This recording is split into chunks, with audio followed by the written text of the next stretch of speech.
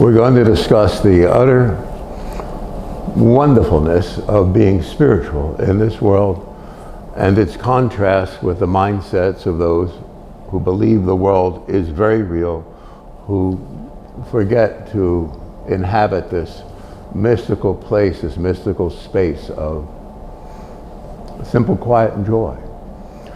And in that, nothing is solid, nothing is permanent in the world. You see through everything like this soft gradient of just infinitesimal lighting that just radiates through everything. No one's their body, their mind, their life, their time. It's quiet. And yet the world that seems to be is an actual being of its own. And it sounds insane to people who don't walk with this spiritual atmosphere where the whole thing is a mirage. You're walking through it. If you're driving the car, walking down the street, you know what every person, what their mindset is, in front of you, behind you. If you ask a cop, and he said, well, the reason for accidents is people have tunnel vision. They're not aware of what's behind them, in front of them, on the side. And if you don't have tunnel vision, if you have spiritual vision, you're aware of everything and anyone all the time. Whether they're in your thought, whether you're going to see them at 5 that evening, whatever your next meeting is, you know exactly the energy of it, always. And something in you prepares for it because you're going to have a dialogue with the devil. And I say that in a humorous way because when you're spiritual, that's okay. It's not okay for those in the world who can be saved, it says in the Bible, which means illuminate, illumined, not illuminate.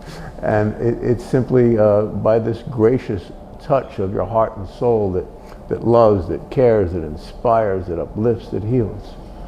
And when you're with that holy presence that the wise still call God, it's a wonder and a joy ever springing from the soul. However you discuss it, it's at the early morning light, the first rays of the sun that at the early dawn hour, and it just pierces through the darkness, and it's that simple, pure space. It's just, you're so humbled and entranced with life, this sense of life, which is what we're talking about right now, which is what the mystics have called God. But it's not just God, it is you. And it's not just you, it is God. And it's not just you and God, but it's your mom's heart, and my mom's heart. And it's our sister Merle. It's everyone that we love. It's just there in the early morning hours, isn't it? When all the madness is still asleep. Isn't life wonderful? Aren't you wonderful? You're very well intended. You wish everything for everyone, don't you? And yet this world squelches us, prevents us, harms us, attacks us, accuses us, always, in the harshest manner, doesn't it? Just use an example. I had a dear friend yesterday, just in a sense accused me of being too nice to a person that he knew was evil. And I knew that where they were coming from, but I was nice to the person to find out more about it, how I could protect people around this person, and also to not be a direct target. You don't give up your ground that easily. You don't stand up to fight the devil. That's stupid. My buddy Greg here is videoing this. He's a well-trained world champion fighter, so he doesn't give up any ground. He's at peace all the time. Unless you're absolutely professional fighter in real shape, he's not going to even consider fighting. And we that are mystically imbued with that eternal dawn of divine presence in our heart, we're not so ready to give up our divine ground, are we? So we're wise, we're circumspect, we're aware, we're intelligent, we're communicative on every level when it will help, when it will enhance, when it will prevent harm befalling anyone. This state is not a trance of incandescence, it's reality. And it's forever. It never leaves our mind. They've called it spiritual illumination, enlightenment, nirvana, the beatific vision, the vision of God. It's so wonderful. When you, through meditation, the practices, the different ways of letting go of your case. We all have a case as a human being, right?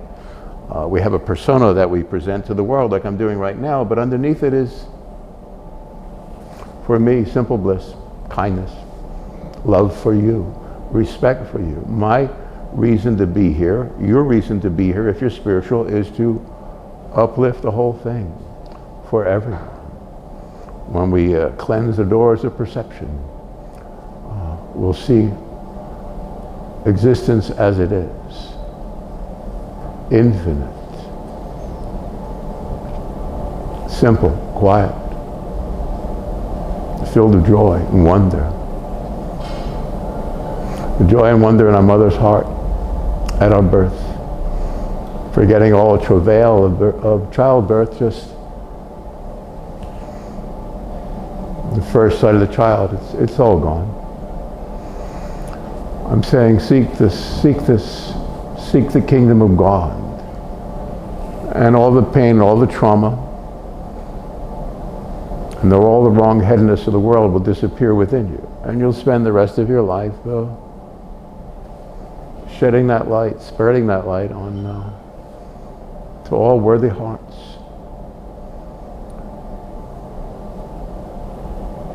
Won't you? Isn't that the why of you? Isn't that what you will do? Aren't you a divine spiritual person? And don't you comprehend completely that this world is wrong? There's an infinite realm of eternity called heaven, called godness, called spirituality, called your soul. It's your soul. And that's where your mom brought you in from, because she's your the sergeant. She's the platoon commander to bring you in here and with love, and so you can do your duty. Believe me, every mom in her heart knows that's the why. That's why they must see you succeed. Be happy, fulfilled, nourished, and cared for. What a great general mom is, isn't she? Because she birthed the eternal one, and that's you. Please understand this and forget all the words of this or that. They're all, every kind of context. They're just this simple, quiet joy that fills the air nighttime and day. Be aware of it. It's that softly lit haze at noontime, out in the fields, the hills, the valleys, the wild flowers of summer. Just, that's who you are. And you're seeking to give that to every open-hearted person in the world. And as I talked about my friend who judged me this way or that way, that there are so many people that are so beaten up, and some are really wrong-headed and evil, and you circumspectly move through it, around it, by it, and mostly push them out of the way of friends and family members, don't you? Isn't that the hard work of life, the drudgery? Protecting your family, your workplace, your friends, your lover, your love, your child. Isn't that why we're here? For if we read the scripture right, even God seeks his own. So God's here through you. So your heroic soul, reaching into hell,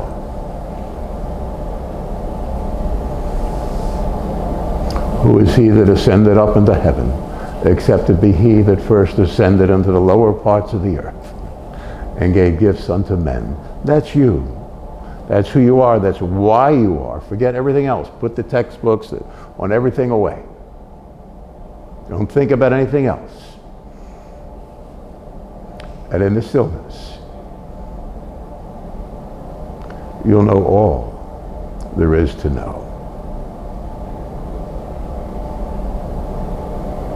You'll know why your mom worked so hard, why your dad worked all day, why your brothers and sisters love you, and why the devil that runs this world hates you. And he uses every stupid trick imaginable to keep you from remembering. Please remember the stillness of this day, the kindness of your mom, the strength of your dad, and the wonder of joy.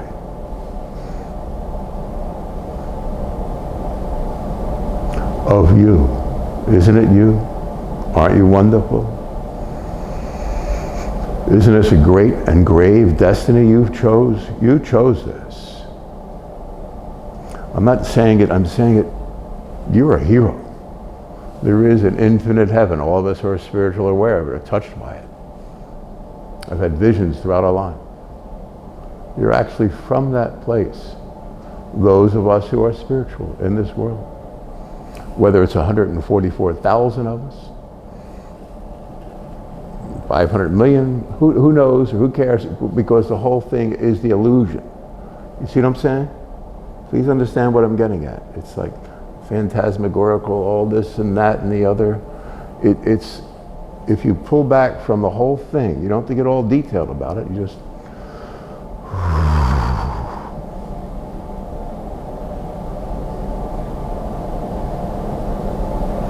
and you'll see this beauteous light.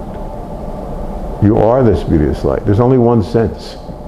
It's not sight or sound or feeling. It's not tactile senses. It's just, when you're illumined, it's quite wonderful. And you always know every moment of every day that you're in touch with God. My buddy Greg, who's last stages of his existence seemingly right now, but he's not, because he knows what I know. He's a real man and a hero, and despite all the slings and arrows of this world, he knows.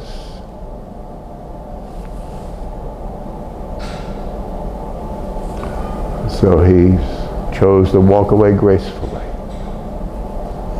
because he is grace and dignity and truth and wonder and joy. So all good men, all good women, it's just a word, are aware of this beauteous light. And I'm begging you today in this spiritual empowerment session that we have together to please be aware of the only light. And your inborn dignity, and figure how to extrapolate out in different ways all the designs the devil's put on you. I know I've had lawyers and government officials and things in my life, and letters and horrible things, all that are 3,000 million% wrong, put on me at different times for stupid reasons. But each time for me, it made me open an institute to do this. When something went awry, I opened up an institute to do that, or a center to do this, or the Center House in Philly, World Zen Center, Institute for Reduction of Traumatic Stress for combat veterans. They're endless. Parkway program in Philadelphia, helping the teachers that teach gifted children. My buddy Greg here, or Andre Sukumta, and these are professional fighters. Of course, my teacher, Peter Mink, Professor Peter Mink, he just won his world championship in jiu-jitsu in Vegas, and then in Los Angeles, and the week before the national championship, his 9th time in Brazilian Jiu-Jitsu, and it's just because, and I'm mentioning these names because they're very, very, very, very, very spiritual. If they were not, I would not mention their names. My buddy Donna in front of me is an angel, and she's just the most open-hearted person I ever met. My buddy Rob is made of some kind of spiritual steel, and despite all the hardness of his life, he supports that which is good. Always. Support that which is good. Don't be afraid. If you look the devil in the eye, the devil will flee from you. These are just that's an old statement. If you know, The devil fears one righteous person more than 1,000 blind believers. But don't worry about devils. There is such a being. And the first time I saw him completely manifest was really interesting. And it's a very profound experience. But I knew he'd messed with the wrong Marine. And I was so glad that it was completely shown to me. He thought I was getting away from him, and it was just God's way of letting it all in and like letting me see what it was, and then I knew what to do. Of course, I didn't like it because I always thought, being all of us who are spiritual around the world, we feel somewhat of a failure because at a certain point we're born, all we know is like by the time we're in our 30s, people are just going to feel God and we're going to help the whole world. But when we grow up, we see that this world is really delusional. It's a vile, ugly, evil place. And then we realize at a point with all of our spirituality and kindness and love and joy and simplicity that we're here to teach others about their temptations, about the devil, about the darkness, because that's the problem. Sure, I can touch anyone, hold anyone, hug anyone, and make them feel good in the moment, but they have to understand in their heart and in their mind mostly what the different temptations they have from their case, as it were. And not for everyone. Some people are completely evil. Like I mentioned, it was a young lady, and my friend castigated me yesterday for being nice to her, and I'm like, oh my God, how could you not know the simple purity within me? How could anyone not know that? I know it in you. I know it in you. You're here to do a great good. Nothing will prevent it. It's very difficult, arduous, through the nighttime and evening hours. Sometimes you wake up at 3 or 4 in the morning for a week, you don't know why the hell you're doing it, but in the midst of it, you'll see something quite right. That's the teaching. You're piercing through this mirage of hell, and you don't know where and when it's going to happen, but it's quite a wonder to be us. And there are no rules, no regulations, there's no way to do it. There are many self-enhancement processes, and they all work if taken to fruition. Do some of them that work for you. Last couple months, well, I've never done any of these things. I did nasal breathing, so I can breathe through my nose all day. Who cares? You know what I'm saying?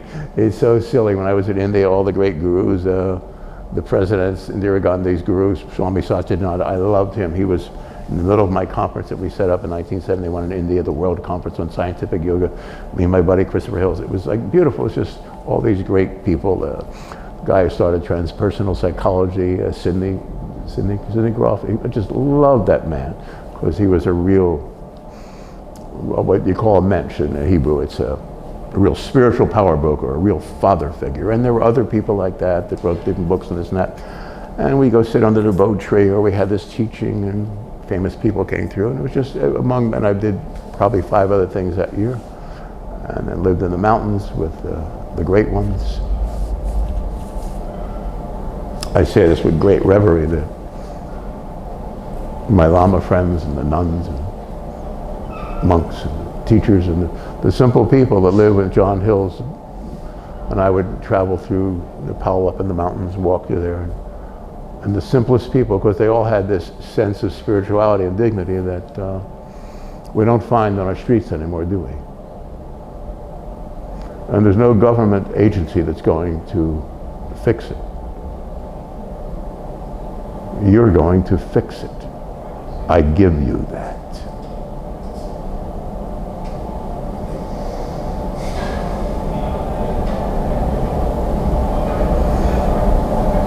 You think a God of this universe would have allowed you to be here alone in all this garbage? Please understand, you're a volunteer army of one, and you'll overcome the whole world in your consciousness by understanding it, by looking the devil in the eye, which is all the negativity, and you'll see the beings behind everyone. Of late, when I do deep possessions, I can't even imagine that the world exists. I'll have my buddy here, because he's completely clairvoyant about the world, and I'm so gone I can't even see it. I have to force myself to, because I'm just lifted through many, many, many, many decades and lifetimes of being here and not being here. You're not here. You're this. not that. I'm begging you to understand and take it in today and now and forever. You're special to God. The hell with the rest of them. And you have to know this in the beginning, because it gets tricky. But after the first 2 or 3 months, when you're battling the devil, these very scary figures will come at you, and you're going to be so happy, because each time you learn something and you see something, you see what's behind it. And the quicker you learn Greg's trick of not reacting to anything ever.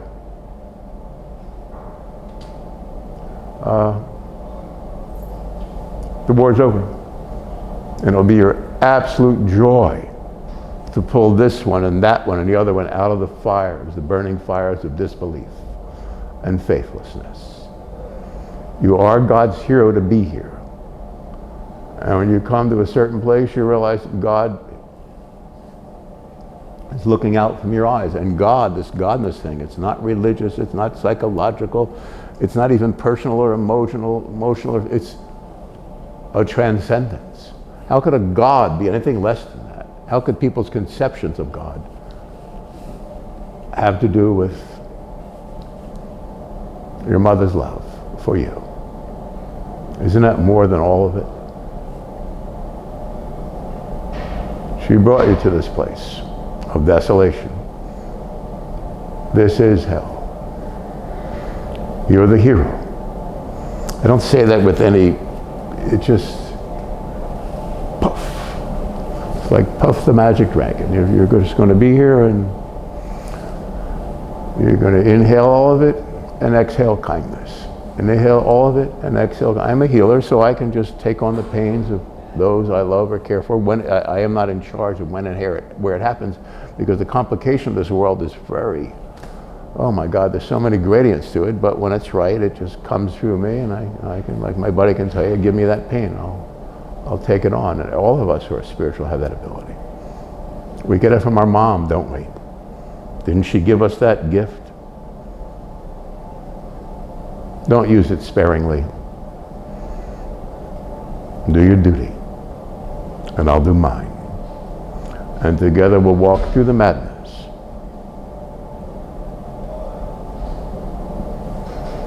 And there'll be peace everlasting. It's not complicated. Talk to God, God will talk to you, and you'll become you. The world tried to remold you in its image, and it said that we're made in the image and likeness of God, which is spiritual presence, right? Joy, happiness, and wonder. Many healing graces and gifts. Transcendent abilities. It's hands-on, heart deep inside. You will fulfill your spiritual destiny. Just be very clear on it now and today and forever, and then when you're hit by the different dark forces, you're not going to be taken off course. Just be aware of everything and everyone around you. Just open your heart and soul and mind and body. It's not something you can tell the person near you. Like I found out yesterday, again, reminded in a harsh way by someone I love more than I love myself. To be frank, a very special person who does great wonders for people. But until we each transcend this belief that the world is real as it looks, as it seems, till we transcend that in our meditative times, during our quiet hours, and we transcend it finally and forever, then we'll have more than enough strength and emotional stamina and capacity to take on the dark forces, to pull them off of those we love and care for. First of all, there is no death. No one ever died, no one can die. Second of all, you are everything that has been considered to be God, heavenly, holy, pure, true, righteous. You have a spiritual genius in your heart and soul that's transcendent of the world, As soon as you know the world is not real, then you're not going to worry about the lawyers and the doctors and the whoever.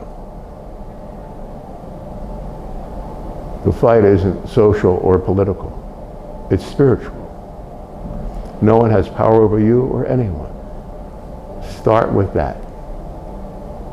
And with the forces that seem to be coming at us all, they go up in a puff of smoke. Puff the magic dragon. That's you.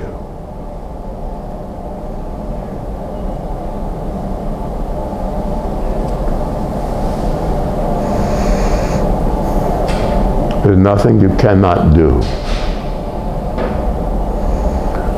You want to talk to Jesus Christ or Moses or Gautama Buddha or whoever.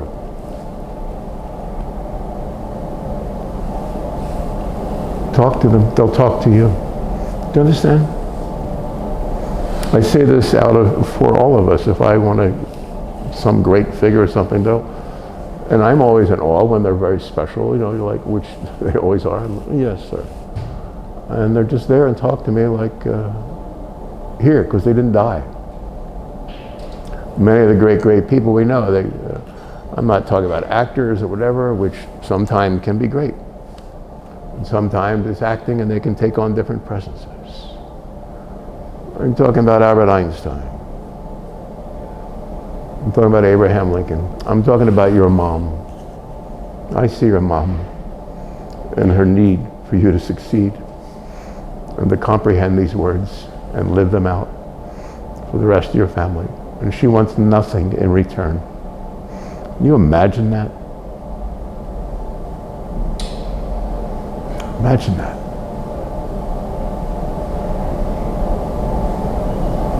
Take this on for your friends and neighbors. For every victim. Not for the causes of this world. Look through them and lift everyone up by the soul. Help them straighten out the holy robes about them. Remind them to walk straight.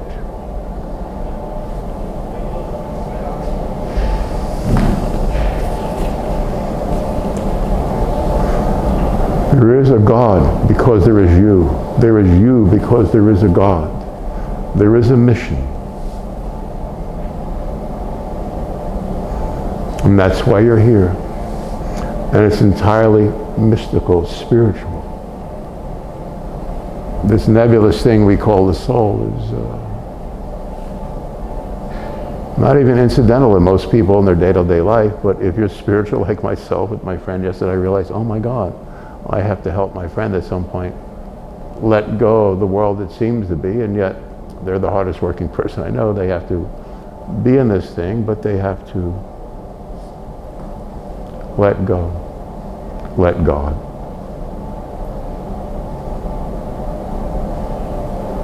Say my dad was a homicide cop, but he was not a happy person, but he was we just kissed each other in public all the time, be 300 people at an affair or something, and he ran either intelligence or homicide or whatever.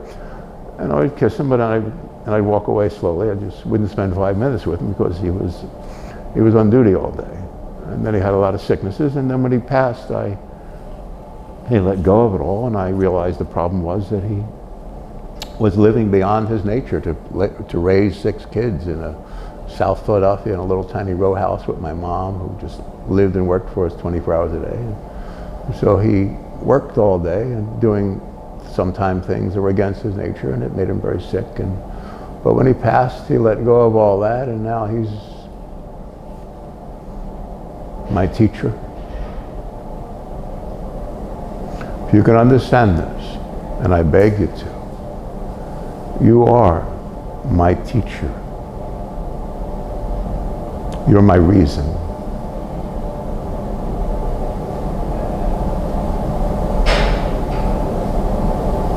Please remember, before time, and depart from doing a knowledge, what you are, and how vast the heaven you exist in truly is. It's an infinite presence. It's an infinite you. It's always been you. Remove the lies from your mind, from your consciousness, from your heart, from your soul, from your mom's life first, and then everyone else. Everyone else. We don't know who or what from time to time because there are all these different beings the devil has, and people have sub-personalities, and if you're very quiet like me, I can help slough these things off people, and in fact the whole world, because that's why we're here. End the tragedy.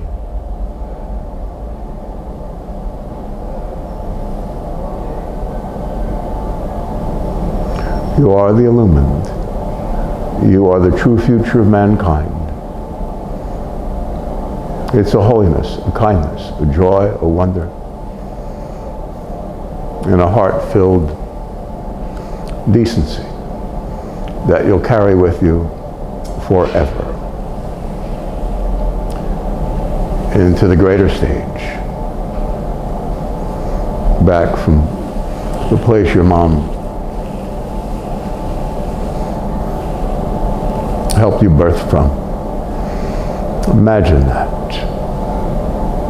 Give yourself to all decent people. Don't be afraid.